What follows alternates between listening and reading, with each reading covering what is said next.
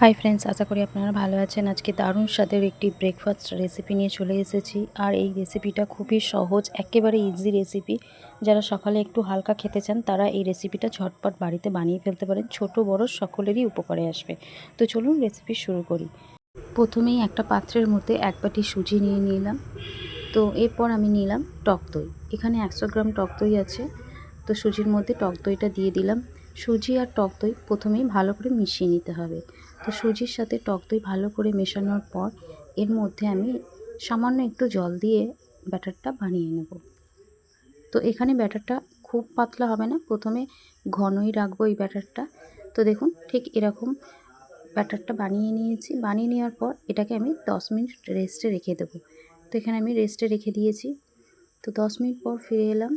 দেখুন সুজিটা কিন্তু খুব সুন্দরভাবে ফুলে গেছে আর খুব সুন্দরভাবে রেডি হয়ে এসেছে। এরপর একটা মিক্সিং জারের মধ্যে আমি সুজিটা নিয়ে নিলাম।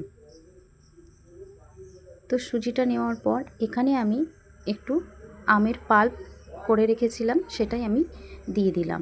এবার পরিমাণ অনুযায়ী একটু লবণ দিয়ে এটা পেস্ট করে নেব।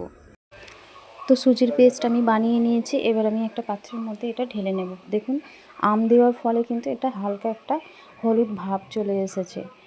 যারা আম পছন্দ করেন তারা আম দেবেন, আর যারা পছন্দ করেন না তারা সবজিও অ্যাড করতে পারেন। এখানে একটু সাদা রিফাইন অয়েল 1 চামচ আর একটু খাবার সোডা দিয়ে ভালো করে এটা আরও একবার মিশিয়ে নিচ্ছি। তো এখানে ব্যাটার রেডি। এবার চলুন ভেজে নেওয়া যাক। প্রথমেই কড়াতে একটু অয়েল ব্রাশ করে নিলাম। এরপর গ্লাসে ব্যাটারটা নিয়ে নিয়েছি, অল্প করে কড়াতে দিয়ে দিলাম ব্যাটারটা, তারপর একটা ঢাকনা দিয়ে ঢেকে দিলাম। তো কিছুক্ষণ রাখার পর দেখুন খুব সুন্দরভাবে ফুলেছে আর খুব সহজেই কড়া থেকে ছেড়ে দিচ্ছে। তো আমি অন্য পিঠটাও ভেজে নিলাম। আপনারা চাইলে এক পিঠও ভাজতে পারেন। তো এরপর আমি তুলে নিলাম। এভাবেই উল্টো পাল্টে সবকটা আমি ভেজে নিয়েছি। একদম ইজি ব্রেকফাস্ট রেসিপি, আপনারা চাইলে চটজলদি বাড়িতে এভাবে বানিয়ে ফেলতে পারেন। তো আমি এখানে প্লেটের মধ্যে নিয়ে নিয়েছি। কতটা সুন্দর স্পঞ্জি একদম সফট তৈরি হয়েছে দেখেই বুঝতে পারছেন। সাথে টমেটো কেচাপের সাথে একটু খেয়ে দেখবেন, দারুণ লাগবে খেতে। তো ভিডিওটি ভালো লাগলে লাইক, কমেন্ট, শেয়ার আর চ্যানেলটিকে সাবস্ক্রাইব করে রাখবেন।